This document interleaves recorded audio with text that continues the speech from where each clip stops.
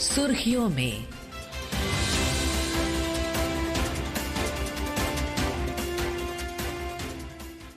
ये आकाशवाणी है। प्रस्तुत है कार्यक्रम सुर्खियों में। इसके अंतर्गत सुनिए, बिहार और पश्चिम बंगाल में प्रधानमंत्री द्वारा विभिन्न विकास परियोजनाओं की शुरुआत पर चर्चा।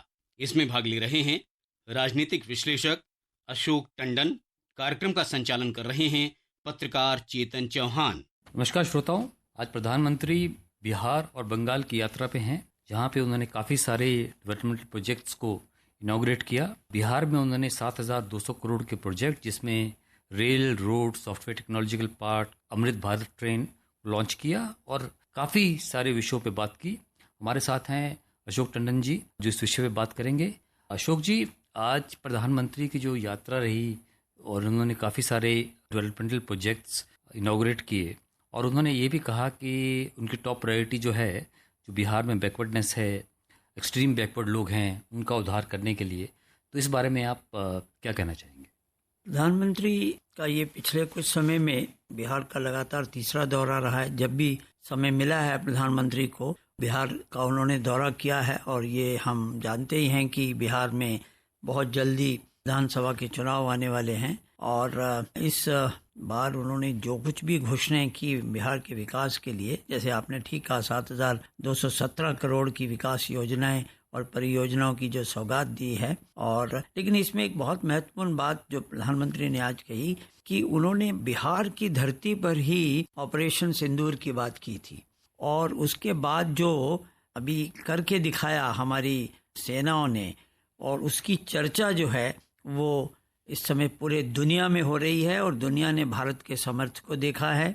और पूरी दुनिया में भारत की जब चर्चा हो रही है तो अब हम बिहार को भी दुनिया भर के मार्केट से जोड़ेंगे। किसानों की आय को दुगना करना हमारा लक्ष्य है और हम यहाँ केवल नारों तक नहीं अटकते हैं और ना ही हम वादों तक सिमटते हैं। पीएम ने कहा कि चंपारण, औरंगाबाद, गया जी, जमुई जैसे जिलों को वर्षों तक पीछे रखने वाला माओवाद आज अंतिम सांसें ले रहा है। पिछले कुछ सालों में सरकार ने नक्सलिज्म को खत्म करने के लिए बहुत कड़े कदम उठाए हैं। सुनते हैं उस पे प्रधानमंत्री ने आज क्या कहा। बिहार में नक्सलवाद पर प्रहार हुआ है, उसका भी बहुत बड़ा लाभ बिहार के युवाओं को मिला है। चंपारण, औरंगाबाद, गया जी, जमुई जैसे जिलों को वर्षों तक पीछे रखने वाला माओवाद आज अंतिम सांसें गिन रहा है। जिन इलाकों पर माओवाद का काला साया था, आज वहां के नौजवान बड़े सपने देख रहे हैं। हमारा संकल्प है कि हम भारत को नक्सलवाद से पूरी तरह मुक्त करके रहेंगे। साथियों, ये नया भारत है। अब भारत मां भारती के दुश्मनों को सजा देने के लिए जमीन आसमान एक कर देता है। बिहार की इसी धरती से मैंने ऑपरेशन सिंदूर का संकल्प लिया था और आज उसकी सफलता पूरी दुनिया देख रही है। यहाँ प्रधानमंत्री ने कहा कि नक्सलिज्म पे पिछले कुछ सालों में जिस तरह से केंद्र सरकार ने उस पर असॉल्ट किया है, उसको खत्म करने के लिए बहुत युद्ध स्तर पे काम किया है। जैसे हमको मालूम है, छत्तीसगढ़ में देख के लगता है छत्तीसगढ़ में भारत में खत्म हो रहा है, बिहार में तो काफी सालों में वैसे ही कम हो गया था, झारखंड, ओडिशा में भी काफी कम हो गया था। पर जहाँ पे वो मजबूत नजर आ रहा था पिछले कुछ सालों में, केंद्र सरकार ने, होम मिनिस्ट्री ने, अमित शाह जी के नेतृत्व में उस पर बहुत गहरा प्रहार किया गया है। तो इस तरह का प्रहार किस तरह का मैसेज लोगों में पहुंचाता है, और प्रधानमंत्री ने उसका जिक्र आज बिहार में किया, तो उसका वैल्यू क्या है उन्होंने आज बिहार में जो कहा? इस पर तो प्रधानमंत्री ने स्वयं भी भाषण में अपनी बात की है, लेकिन इसमें एक आज के बिहार के दौरे और उसमें जो उन्होंने रैली को संबोधित किया, उसमें आज उन्होंने इंडिया गठबंधन पर बहुत हमला बोला और कहा कि राष्ट्रीय जनता दल और कांग्रेस के राज में गरीब को पक्का घर मिलना असंभव था। जंगल राज में लोग अपने घरों में रंग रोगन तक नहीं करवा सकते थे, डरते थे कि अगर रंग रोगन हो गया तो पता नहीं मकान मालिक को ही उठवा लिया जाएगा। ये आंकड़ा गिनाते हुए प्रधानमंत्री ने कहा कि पिछले 11 वर्षों में पीएम आवास योजना के तहत देश में करीब गरीबों के लिए 4 करोड़ से भी ज़्यादा घर बनाए गए हैं। इनमें से तकरीबन 60 लाख घर तो अकेले बिहार में बने हैं। हमारे अकेले मोतीहारी जिले में ही 3 लाख के करीब गरीब परिवारों को पक्के मकान मिले हैं और ये गिनती लगातार बढ़ रही है। आज बिहार में इतनी तेजी से काम इसलिए हो रहा है क्योंकि केंद्र और राज्य में बिहार के लिए काम करने वाली सरकार है। जब केंद्र में कांग्रेस और राजद की सरकार थी तो यूपीए के 10 साल में बिहार को सिर्फ 2 लाख करोड़ रुपए के आसपास मिले थे। यानी नीतीश जी की सरकार से ये लोग बदला ले रहे थे।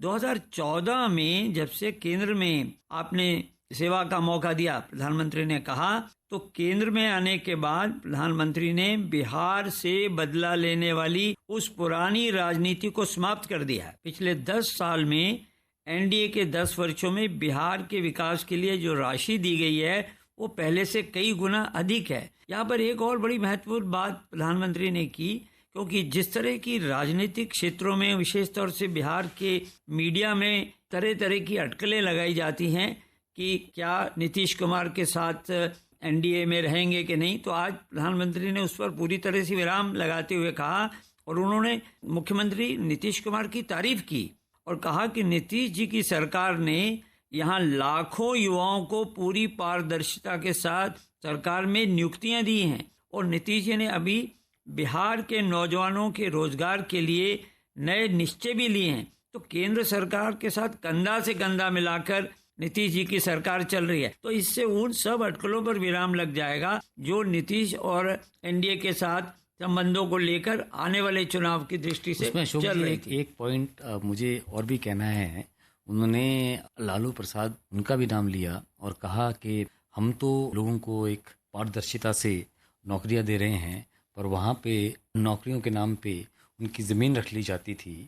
तो एक वो पॉलिटिकल जो है उन्होंने लालू प्रसाद पे भी मारा। पर बहुत बड़ी बात जो उन्होंने कही कि हम 1 अगस्त से 1 लाख करोड़ की स्कीम जो लेके आ रहे हैं, जिसमें युवाओं को 15,000 पर मंथ मिलेंगे, जिसमें सरकार भी कुछ पैसे देगी। जो सरकार की पीएलआई स्कीम है, पहली बार सरकार ने एक स्कीम लेके आई है प्राइवेट सेक्टर के साथ।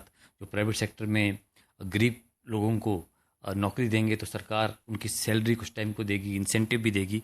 उस पर भी उन्होंने बात की। उन्होंने मुद्रा लोन पे भी बात की कि कैसे मुद्रा लोन की वजह से जो बहुत गरीबों को अलग अलग सेक्टर में दिए गए हैं, उससे कितनी नौकरियां लोगों को मिली है, युवाओं को किस तरह से उसमें काम मिला है। उन्होंने पावर सेक्टर की भी बात की, कैसे बिहार में पूरे देश में हम सेल्फ रिलायंट हो गए हैं पावर में। कुछ दिन पहले ही भारत सरकार ने कहा था कि 50% जो है पावर जनरेशन अब हमारे यहाँ पे रिन्यूअल से हो रहा है। जो टारगेट हमने 2030 का रखा था वो 2025 में ही पूरा हुआ है। पर उन्होंने चंपारण पे भी गांधी जी का भी विवरण उसमें किया, तो उस पर भी कुछ आप बताना चाहेंगे अशोक जी? मैं इसमें एक बात और जोड़ना चाहूँगा। जो प्रधानमंत्री ने ये कहा कि बिहार असंभव को भी संभव बनाने वाले वीरों की धरती है। इस धरती को जो राजद और कांग्रेस की बेड़ियों से मुक्त किया गया है, असंभव को संभव बनाया है हमने, उसी का परिणाम है कि आज बिहार में गरीब कल्याण को योजनाएं सीधे सीधे गरीबों तक पहुंच रही हैं। आज की पीढ़ी को जानना जरूरी है कि बिहार 2 दशकों पहले जिस तरह से हताशा में डूबा हुआ था और राजद और कांग्रेस के राज में विकास पर ब्रेक लगी हुई थी, गरीब का पैसा गरीब तक पहुंचाना असंभव था। जो शासन में थे उनमें बस यही सोच थी कि कैसे गरीब के हक का पैसा लूटा जाए। आपने जैसे कहा कि कांग्रेस और राजद गरीबों, दलितों, पिछड़े और वंचितों के नाम पर राजनीति करते आए हैं, लेकिन ये लोग अपने परिवार से ही बाहर किसी का सम्मान नहीं देते हैं। तो आज इनका हाल पूरा बिहार देख रहा है और हमें बिहार को इन लोगों से दूर रखना है। ये लोग कभी बिहार का विकास कर नहीं सकते, इसलिए हमें मिलकर बिहार के विकास को गति देनी है और हमें संकल्प लेना है कि नया बिहार बनाएंगे, फिर एक बार एनडीए सरकार लाएंगे। ये नया नारा प्रधानमंत्री ने आज बिहार में दिया। तो आज की जो योजनाओं के समर्पण के अतिरिक्त एक राजनीति के भाषण भी प्रधानमंत्री ने दिया और उसमें जिस तरह से मैं अगर कहूँ कि आने वाले चुनाव अभियान की उन्होंने आज पूरी तरह से नींव रखी। इसमें प्रधानमंत्री ने आज बिहार में युवाओं को रोजगार ज्यादा मिले, इस पे बहुत जोर दिया। सुनते हैं आज प्रधानमंत्री ने इस पे क्या कहा। साथियों, भाजपा और एनडीए का विजन है, जब बिहार आगे बढ़ेगा तभी देश आगे बढ़ेगा, और बिहार तब आगे बढ़ेगा जब बिहार का युवा आगे बढ़ेगा। हमारा संकल्प है समृद्ध बिहार, हर युवा को रोजगार, बिहार के नौजवानों को बिहार में ही रोजगार के ज्यादा से ज्यादा मौके मिले, इसके लिए बीते वर्षों में यहां तेजी से काम हुआ है। नीतीश जी की सरकार ने यहां लाखों युवाओं को पूरी पारदर्शिता के साथ सरकार में नियुक्ति भी दी है। नीतीश जी ने अभी बिहार के नौजवानों को रोजगार के लिए भी नए निश्चय भी लिए हैं। केंद्र सरकार कंधे से कंधा मिलाकर उनका साथ दे रही है। साथियों, कुछ दिन पहले केंद्र सरकार ने एक बड़ी योजना को मंजूरी दी। इस योजना के तहत प्राइवेट कंपनी में पहली बार नियुक्त पाने वाले, जिसको पहली बार मौका मिलेगा, उसको 15,000 रुपया केंद्र सरकार की तरफ से दिया जाएगा। कुछ दिनों बाद 1 अगस्त से ही ये योजना लागू होने जा रही है। इसका बहुत बड़ा लाभ बिहार के नौजवानों को भी होगा। साथियों, बिहार में स्वरोजगार को बढ़ावा देने के लिए मुद्रा योजना जैसे अभियानों को और गति दी गई है।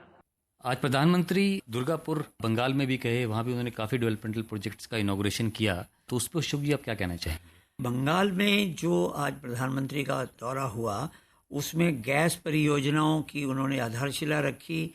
बांकुरा, पुरुलिया, दुर्गापुर और बर्धमान जिलों समेत अन्य क्षेत्रों को भी अलग अलग तरह के विकास के तोहफे दिए। प्रधानमंत्री ने बांकुरा और पुरुलिया जिले में लगभग 1,950 करोड़ लागत वाले Bharat petroleum corporation limited city gas distribution परियोजना की आधारशिला रखी। दुर्गापुर से कलकत्ता तक 132 किलोमीटर की नेचुरल गैस पाइपलाइन को भी आज राष्ट्र को समर्पित किया, और ऊर्जा गंगा परियोजना के तहत जगदीशपुर, हल्दिया और बोकारो धामरा पाइपलाइन का भी ये हिस्सा रहेंगी। तो आज बंगाल में भी प्रधानमंत्री ने उसके बाद एक रैली का भी संबोधन किया, और रैली में भी उन्होंने, क्योंकि बंगाल में अगले साल चुनाव होने वाले हैं, तो उस दृष्टि से अगर हम देखें तो प्रधानमंत्री ने समय से पहले ही पश्चिमी बंगाल के दौरे शुरू किए हैं, और पश्चिमी बंगाल में ये वो मौका नहीं देना चाहते ममता सरकार को कि आपने हमारे पश्चिमी बंगाल के लिए कुछ किया नहीं है।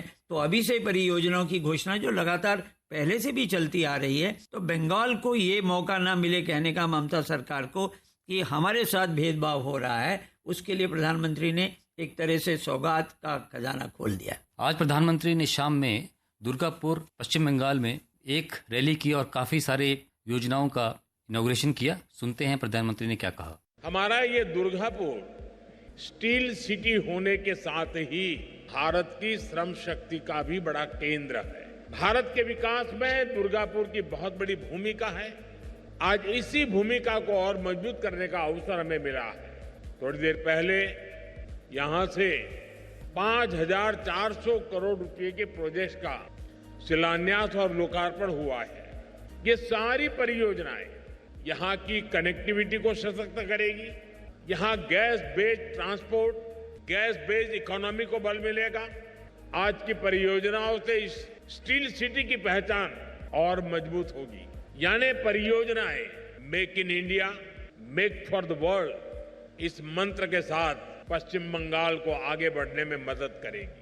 आपका बहुत बहुत शुक्रिया अशोक जी, हमारे साथ जुड़ने के लिए धन्यवाद। धन्यवाद। अभी आप सुन रहे थे बिहार और पश्चिम बंगाल में प्रधानमंत्री द्वारा विभिन्न विकास परियोजनाओं की शुरुआत पर चर्चा।